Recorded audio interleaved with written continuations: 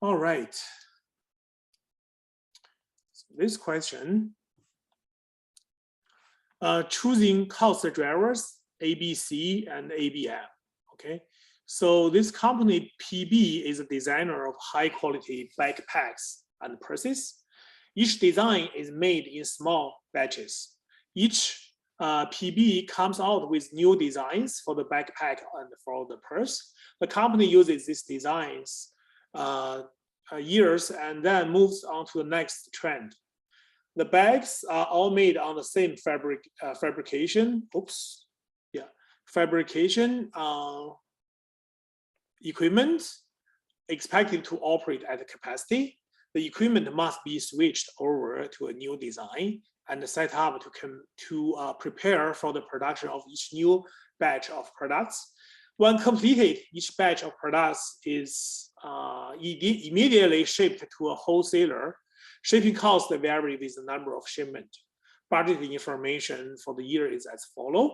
So you know direct material, purse, backpack, direct labor, purse, backpack, setup, shipping, design, plant utility, and administration.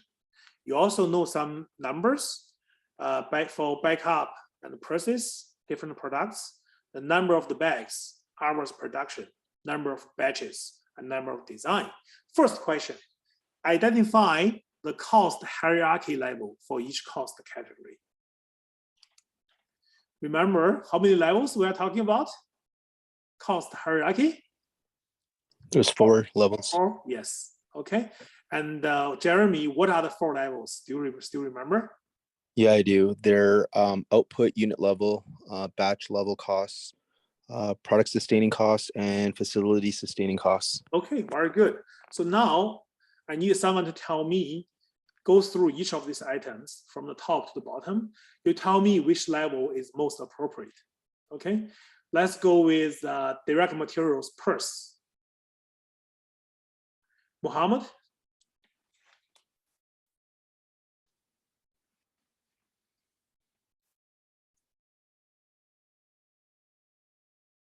Muhammad?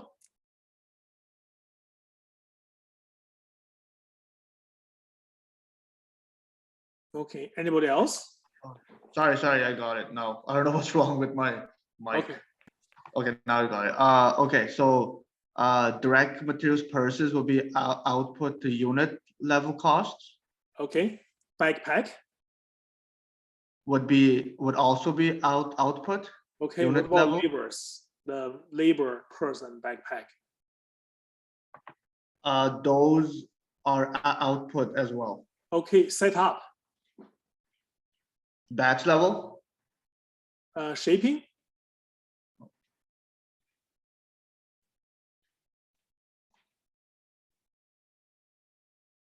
So the information is the shipping cost varies with the number of shipment.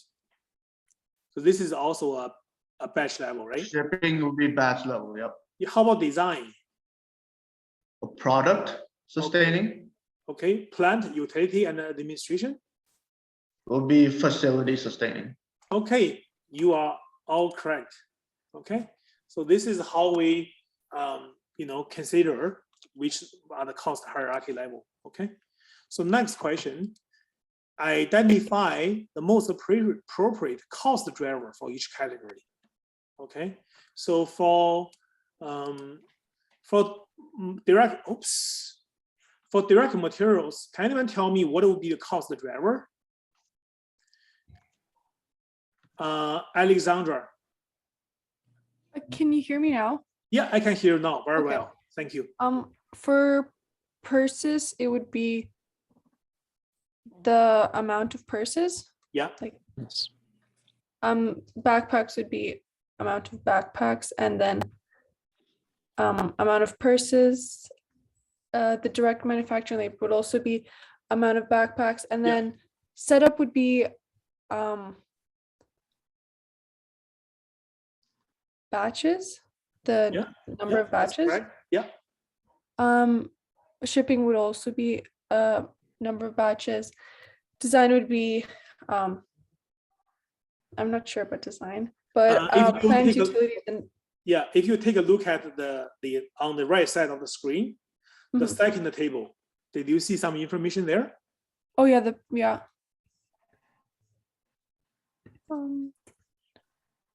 So what do you think for the design?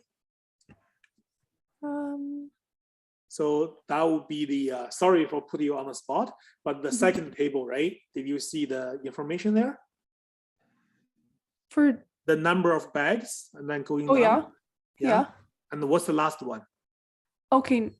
So it would be number of designs. Sorry. Yeah, number of designs. Okay. Yeah, and what about the plant utility? And, the It would be the hours of production. Yeah, very good, right? Very good. Thank you so much. Yeah. Always. Yeah, so that's there. And interestingly, a lot of this information should be already in the table, right? Yeah. Okay, so the next question, we're almost done. Okay, guys, just hang on there. We're almost done. Calculate the budgeted cost per unit of cost driver for each cost category, right? So you know the cost, right? This is all the cost pools, right? The first table, the right column, this cost information are the cost pool information for each category, right? And then the number of the purses. Do we know the number of the purses?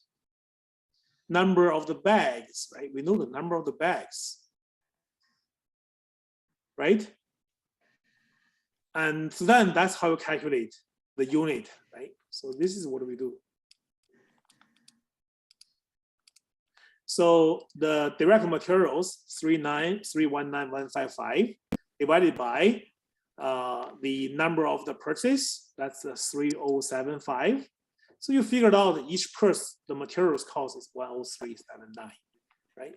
So this give you the cost number. The first table gave you the cost number, and the second table gives you the cost driver information.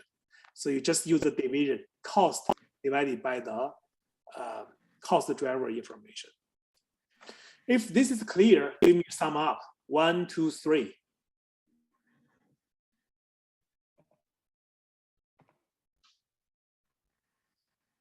Okay, very good. Okay, thank you. Yeah, I found it would be very interesting if this is like a in person in the classroom teaching, right? So right now it's hard to know your. I can't make any eye contact with you, right? You are not turning on your camera. So this is just the way I get feedback. So okay, so the next question: calculate the budgeted total cost and cost per unit for each product line. Okay. So this one, we know the direct materials and direct manufacturing labor. This information are provided. These numbers are directly from table 1. This is provided. This is the cost, direct materials and direct labor hour. The manufacturing overhead. This one is a little bit, this one is a little bit trickier, just because that you have to apply it, right? You first calculated the rate, right? The rate is 320, 360. These are the numbers you calculated per unit, okay, of the cost driver. And now, based on the the level of the cost driver, the 120, 80, 22, 1665, 2585. Okay, so you can apply the overhead. Okay, so the colorful part, the red, green, I really didn't get enough of Christmas. I still have to, put up with red and green colors. So you can see those are the highlights, the manufacturing overhead. Okay, so this is how the manufacturing overhead is allocated, applied, based on the rate you calculated, and also the actual amount of the level of the cost driver. Okay. And so what is my cost? So I can figure out what's my total budget cost. And then I can figure out my unit cost, right? Total cost divided by the number of the units output That's my unit cost. The last one, okay, before you go, okay. Explain how you could use the information to reduce cost.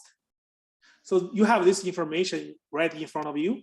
How can you use this information to consider ideas to reduce cost? Rain? You could pick the thing like the product that makes you more money and has fewer costs. You could optimize, like if you think backpacks make you less money than purses, potentially you could reduce your amount of backpacks produced and increase your amount of purses. In this question, we don't have sales numbers, right? In these questions, we don't have any sales number. So we are not be able to judge what is more profitable, right? And we are not told about limitations, right? Constraints, right? Yeah, sorry. Sometimes when you have constraints, we would have that. Yeah, when you have production constraints and you can work out the contribution margin, that's when you start considering, oh, maybe I should give more resources to this product versus the other. But that's a good thought, right? In this question, we are only looking at the cost numbers. Okay, very good. Who is okay? Yufeng. Maybe we could reduce the batches number. Okay, yeah, that's a good point, right? These batches, right? These numbers are not very large, but you can still save some money, right? If you are figuring out how can you reduce the number of the batches, right? That's very good. Anyone else?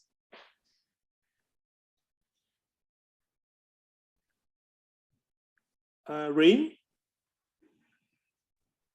Oh, my hand was still up. I was thinking like maybe design, you could change your design schedule to save money. Because it looks like designs cost quite a bit, or just with costs, like your setup costs are fairly small compared to your admin and utilities costs. So there's it just depends on what else is on your cash flow statements and some of your other one thing, very good, Rain, very good. So one thing I want to ask you to do is you want to always pay attention to those material items, right?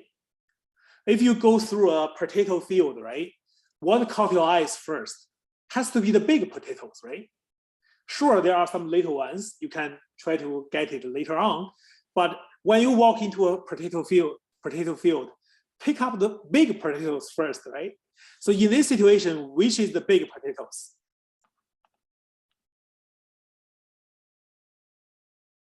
The direct materials? Yes, the direct materials. You can see this is almost half of the cost, right? More than 50% of the total cost, right?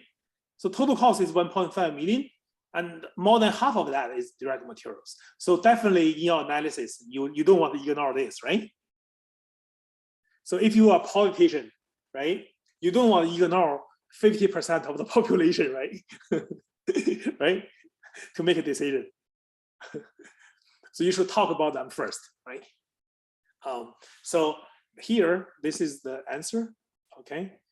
So more than 50% of the product relates to direct materials. Maybe you should consider how can you reduce the material cost, right?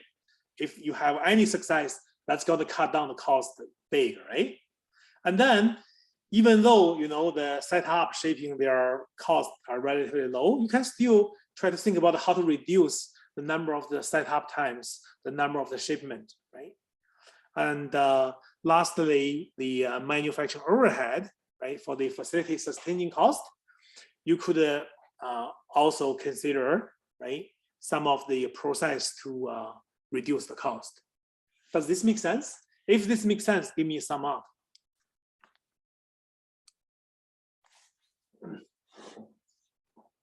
Okay, good. Yeah. If you are ready to go, you cannot to go, give me a sum up.